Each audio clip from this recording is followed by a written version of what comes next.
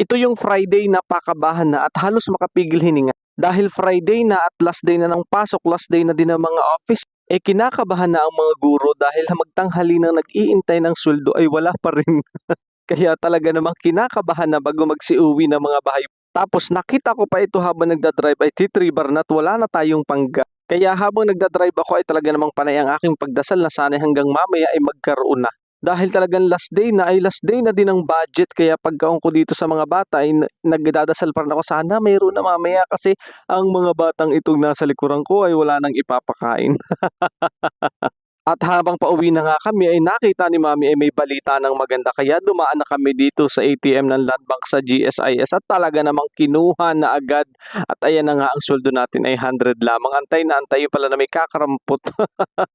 Pero kasyang-kasya pa rin kahit kulang pagkakasyahin natin yan. Kaya naman medyo nabuhayan tayo ng loob at nakauwi ng may ngiti at masaya. Yun lang, follow for more.